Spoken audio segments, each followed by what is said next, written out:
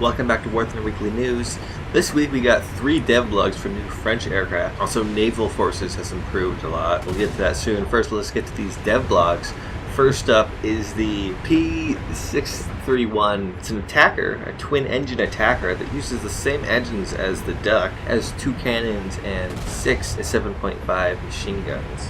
It reminds me a lot of Russian attackers. In the devlog, it doesn't go into too much detail on the types of bombs it could carry out, but it shows in the picture. It looks like, when I say 2 500s. The next up is the CR.714. Reminds me a lot of the HE-100, being more of a racing plane. It has a similar armament, only 4 7.5 machine guns, and a pretty good speed. I'm assuming it's going to be rather low BR, around the same as the HE-100. What I thought was interesting was it stated that there were prototypes that were armed with 2 20mm cannons, but the way it's written makes it sound like we will not see this in the game like launch the tree. So I have no doubt they'll eventually show up, either as premium or main country. Lastly, we're starting to get closer to the 40s with the VG-33. This is a really cool looking airplane, armed with 2 7.5s and 1 20mm cannon in the nose, and some pretty good speeds. I'm wondering how these things are going to handle, though what concerns me is their armament isn't too great. The 7.5s do have a tendency to be unexpectedly powerful. Anyways, I'm very much looking forward to this aircraft coming into the game.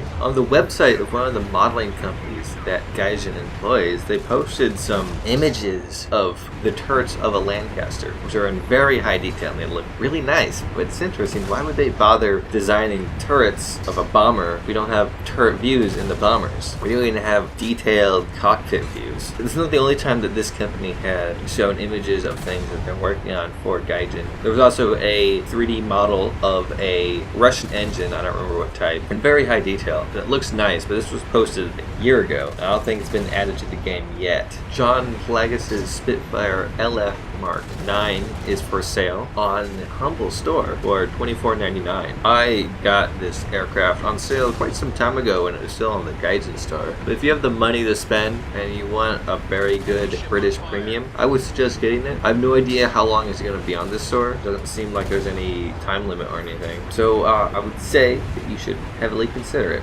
Buying it. No doubt you've probably taken note of the battle rating changes that have been implemented this week. Generally they are positive. There was a few that were ridiculous, mainly the B-57A being lowered to 7.0 while the British version stays at 8.0. Well, from what I've heard though, is that the B-57A being lowered hasn't affected games too much because it has a rather limited bomb load and it has no guns. So even if it does bomb bases and fly to space, you can always still win the game by shooting at ground targets. Though what concerns me is it probably has enough bombs to kill all of the Japanese carriers and then fly off before anyone is able to do anything about it. Generally, heavy bombers in War Thunder need some rework on their objectives. I'd like to see them take more of an active role than a passive role, but they're bombers, they can't really dogfight. Although, I have been known to dogfight in the P-108 at times. It has a pretty good armament for being at 3.7 or 3.3. Another naval pre-beta test has happened, which isn't too surprising if you take it we had one last week, but this week there was actually a huge change. Markers on enemies for realistic battle are gone. This has slightly messed up the aiming system, and they'll probably flesh that out, but it is a heavy game changer. You now no longer rely on markers at all, and it actually gives PT boats a chance to destroy the destroyers, able to sneak up on them and get away, although you're still at a heavy disadvantage knowing that you're in an armed motorboat and they're in an actual ship. This makes the future of naval forces rather exciting. It's just the way it functions now is completely different and very interesting. It's rather fun. I think my biggest complaint though is it's too hard to make a comeback if you're a little too late because the ships are slow. They just need to make the ticket bleed a little slower and also spread the spawn points a bit further out, so if you do try to go all the way around the island you don't get murdered by spawning ships. On Hotline, the Super Sherman was confirmed, which is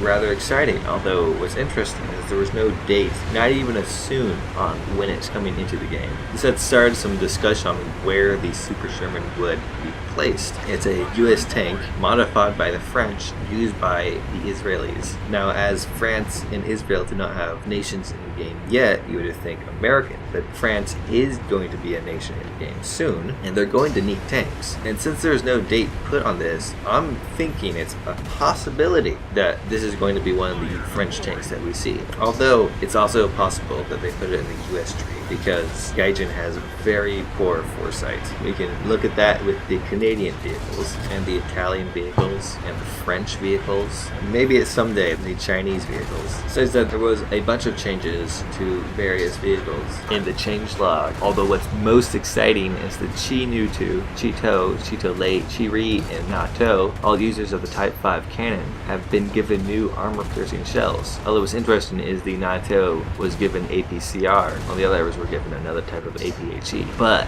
this new shell at 10 meters, 90 degrees, can pierce 150 millimeters of armor, which makes the Chi Nu 2 the most penetrating medium tank at 3.7. Wouldn't be surprised if this thing was up-tiered soon, having such a powerful cannon with such a low BR. But there's also the possibility it won't. But regardless, I think it's a good time to pick up this vehicle if you've been thinking about it. Or actually, the sale is coming up soon, so perhaps that is when you should purchase the vehicle. The Type 74 also received a new shell, but I don't have it yet, so I'm less excited. And the Type 5 cannon is still needed their other shells. The other Japanese vehicles also need their other shells. Some are heat shells, which would be extremely helpful for the low tier, low penetrating Japanese cannons, but a small victory first. Anyways, thanks for watching. I hope you enjoyed this video. If you've enjoyed this video, hit the like button. If you want to see more, subscribe. I make these every Sunday. If you want to be notified whenever I make a new video, you should hit that bell icon next to the subscribe button. Sometimes I make random videos throughout the week. But anyways, thanks for watching. I hope you have a great day.